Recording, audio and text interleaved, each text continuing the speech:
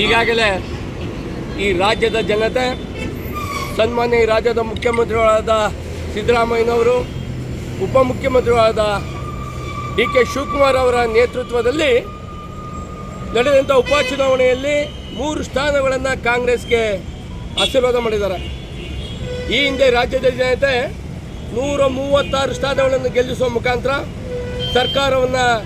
ಸುಭದ್ರ ಸರ್ಕಾರವನ್ನು ನೀಡಿದರು.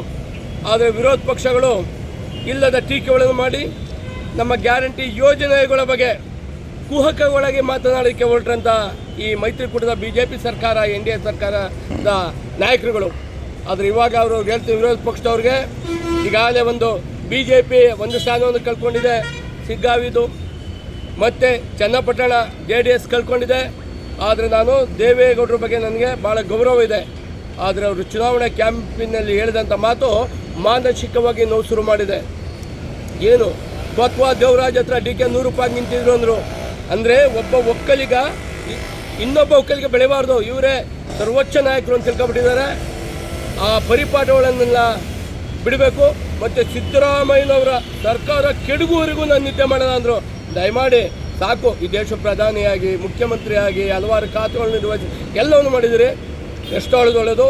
ಆಮೇಲೆ ಮಂಡ್ಯ ಜಿಲ್ಲೆಯ ಕೆಲವು ನಾಯಕರು ನಮ್ಮ ಉಸ್ತುವಾರಿ ಸಚಿವರಾದಂಥ ಚಂದ್ರರಾಯಸ್ವಾಮಿ ಬಗ್ಗೆ ಕಿವಿ ಮಾತು ಹೇಳ್ತಾ ಇದ್ದೀವಿ, ಸಲಹೆಯನ್ನು ನೀಡ್ತಾ ಇದ್ದೀವಿ ಅಂದರು. ಮಾನ್ಯ ಮಾಜಿ MLC ಹೇಳ್ತೀನಿ, ಯಾವ್ದಾರು ಕಾಲೇಜಲ್ಲಿ ಹಿಂದೆ ಮಾಡ್ತಿದ್ದಂಗೆ ಪಾಠ ಮಾಡಿ. ನೀವು ನಿಮ್ಮ ಪಾಠವನ್ನು ಕೇಳುವ ಸ್ಥಿತಿಯಲ್ಲಿ ನಮ್ಮ ಉಸ್ತುವಾರಿ ಮಂತ್ರಿಗಳಿಲ್ಲ, ಈ ಜಿಲ್ಲೆಯ ಕಾಂಗ್ರೆಸ್ಸಿಗರು ಇಲ್ಲ. ಮತ್ತು ಕೆಲವರು PhD ಮಾಡಿದ ಅನುಭವಿಗಳು ಹೇಳ್ತಿದ್ರು, ಧೂಳಿ ಪಡ ಆಗ್ಬಿಡುತ್ತೆ, 3 ಕ್ಷೇತ್ರ ಹೊಡೆದು ಬಿಡ್ತೀವಿ ನಾವು ಅಂತ. ಈಗ ರಾಜ್ಯ ಜನತೆ ಒಳ್ಳೆ ತೀರ್ಪು ಕೊಟ್ಟಿದ್ದಾರೆ. ಇಲ್ಲಿ ಯಾವ PhDನೂ ನಡೆಯಲ್ಲ, ಸ್ಕೂಲ್ ಮಾಸ್ಟ್ರಾಗೆ ಪಾಠ ಮಾಡಬೇಕೆ ಹೊರತು. ಈಗ ಬಂದೆ BJP ಒಬ್ಬ ಅಧ್ಯಕ್ಷ ಹೇಳ್ತಾರೆ, ಏನು ಕಾಂಗ್ರೆಸ್ ಹಾಗೆ ಮಾಡಿಬಿಟ್ಟಿದೆ, ಈಗ ಮಾಡಿಬಿಟ್ಟಿದೆ, ಶ್ವೇತಪತ್ರವನ್ನು ಹೊರಡಿಸಲಿ ಅಂತ. ನಾವು ಬಂದು ಕೇವಲ 18 ತಿಂಗಳಾಗಿದೆ, ನಮ್ಮ ಸರ್ಕಾರ ಏನು ಅಭಿವೃದ್ಧಿಯನ್ನು ಕೈಗೊಂಡಿದೆ ಅಂತೇಳಿ ಶ್ವೇತಪತ್ರ ಹೊರಡಿಸೋದಕ್ಕೆ ನಾವು ರೆಡಿ ಇದ್ದೀವಿ. ಇವರು ಅಧಿಕಾರ ನಡೆಸಂಥ ಜನ ಶ್ವೇತಪತ್ರವನ್ನು ಬಿಡುಗಡೆ ಮಾಡಲಿ. ಅದಕ್ಕೆ ಆ ಜಿಲ್ಲಾಧ್ಯಕ್ಷರಿಗೆ ಹೇಳ್ತೀನಿ, ಕೇವಲ 2000ರಿಂದ 6000 ಓಟ್ ತಗೊಂಡಿರೋ ಒಬ್ಬ ಜಿಲ್ಲಾಧ್ಯಕ್ಷರು ಒಬ್ಬ ಶಾಸಕರನ್ನ ಟೀಕೆ ಮಾಡ್ತಾರೆ.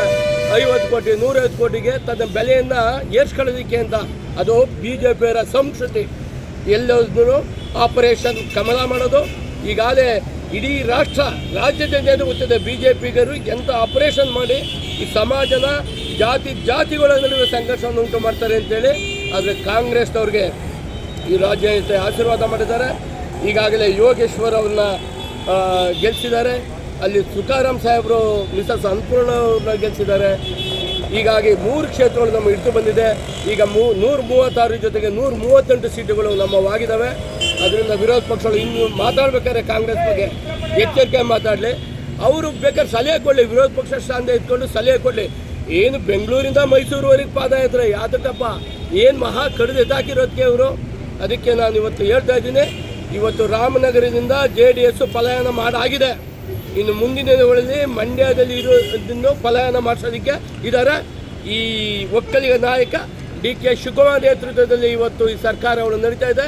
ಸಿದ್ದರಾಮಯ್ಯರು ನೆಚ್ಚಿನ ನಾಯಕರಾಗಿ ಮುಂದುವರಿತಾ ಇದ್ದಾರೆ. ವಿರೋಧ ಪಕ್ಷ ಎಚ್ಚರಿಕೆಯಿಂದ ಇನ್ನು ಮುಂದೆ ಹೇಳ್ಕೊಳ್ಳಿ ಅಂತ ಅವ್ರಿಗೆ ಹೇಳ್ತಾ ಇದ್ದಾರೆ.